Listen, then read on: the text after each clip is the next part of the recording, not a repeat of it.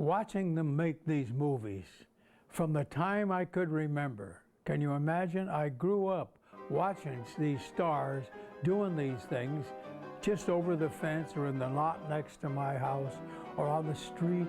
It was something you'd see all the time.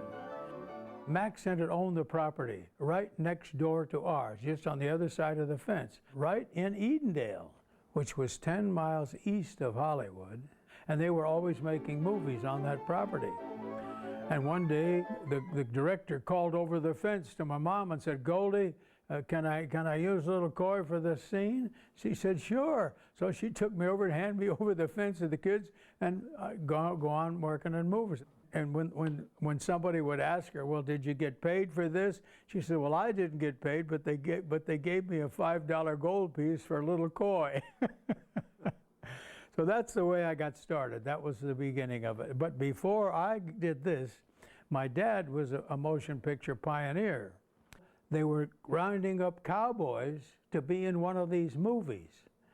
And my dad was with a couple of cowboys standing around a corral, and a man came up to him, "I'll pay $2 a day for a horse and $1 for any cowboy that wants to ride it." Well, my dad had 4 horses. So that was a pretty good start for him. Did you know that some of those cameras were punching out the holes, the sprocket holes in the edge of the film at the same time they were exposing it? That was early stuff. I played Fatty Arbuckle's little baby when I was 2 years old in a movie called Fatty's Gift. I was probably the gift. I was in the crib playing and having fun. I was in good humor, but they wanted me to cry for some reason. And I was evidently a pretty good-natured kid, so my mother said she was headed for the crib to get me to cry when she said that son of a gun, Fatty Arbuckle, went over to the crib and he put his head down into the crib right in your face and he went, "Ah, ah, ah." She says, it even scared me. And she said, and ever after that, she said, "I never liked that Fatty Arbuckle." Well, after doing these films for Mack Sennett at the age of 3 and 4 and 5 and on up till I was about 9, when I was 8 or 9 years old, I became one of the first kids to be in movies for a series of pictures called Campbell Comedies. Bill Campbell, the producer, had been a director for Mack Sennett. Then he wanted to go into business on his own, so he got this idea of making pictures of kids doing things. So he had this story that he called Nick of Time Hero, which was a very funny picture. It was all fun, too much fun. Well, I was a ham, I guess, watching them make these movies. I saw how they were making expressions, how the guys would do different things, you know, and all. And so I just decided that I could do the same thing. And as I grew up doing that, so when I got into high school, after going through junior high, I'd taken a lot of parts in plays and whatnot, and the kids were always encouraging me to imitate somebody. The Keystone Cops, that was the thing I think that Mack Sennett became best known for his Keystone Cops. He was from New York, and he thought that the cops in New York looked like a bunch of comedians. And I think that's exactly what he did. He brought all of these Keystone Cops into all these scenes, chasing each other, falling all over each other, falling in lakes, falling off of bridges, skidding in the street with their funny little patrol car. They were shooting all those things right on our streets there in Edendale. I did a little bit of everything. Bows and arrows. I was always shooting bows and arrows for scenes. As I got to the place in motion pictures, after working in many pictures, I made 66 films. Well, when I decided I wanted to be a photographer, I was in junior high school. I had been developing and printing my own films. And the more I did this, the more I come to love photography.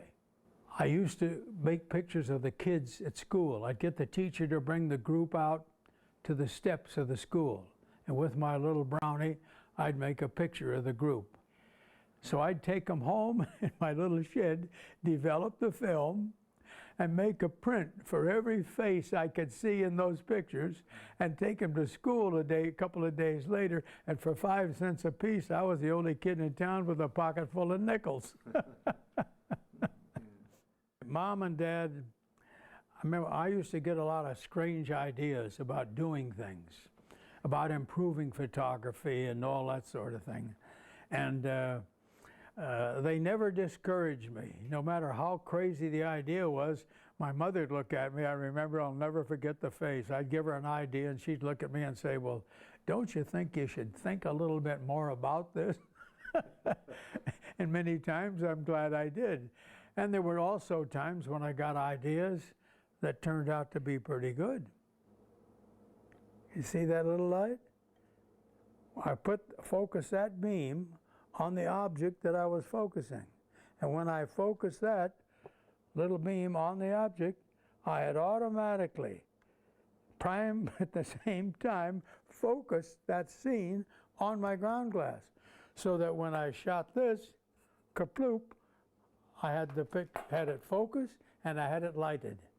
And you know, it was a long time, I think it was over 5 years before cameras were made to do that very thing that I did in 1931 and 35.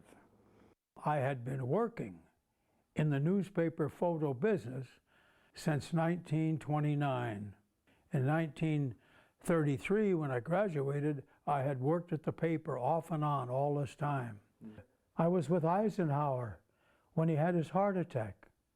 New York thought that I should be the one that went to be there with him because they wanted, as they told me, a good newsman there.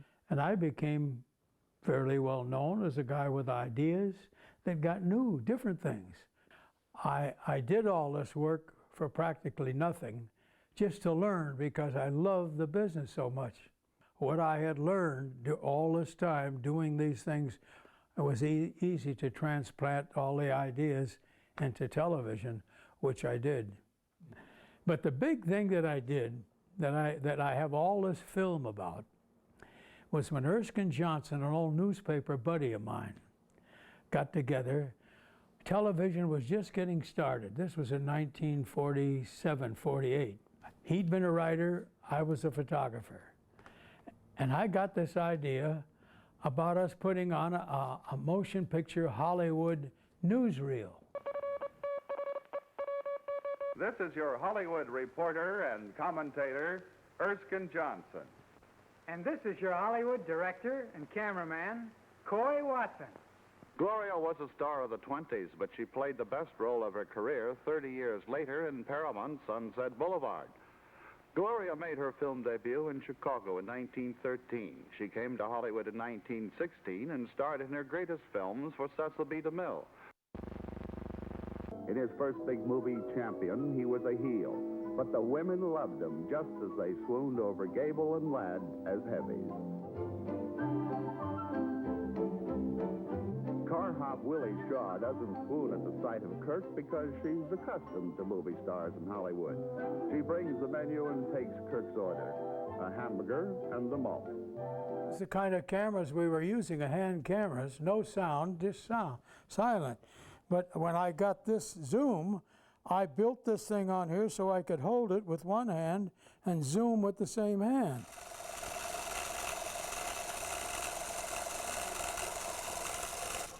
When I see television now and I see some cameraman in the war zone and know that he shot that film from there, it was radioed or telephoned to New York, and New York immediately is putting it out for the country, that takes this old newsman back a long, long ways.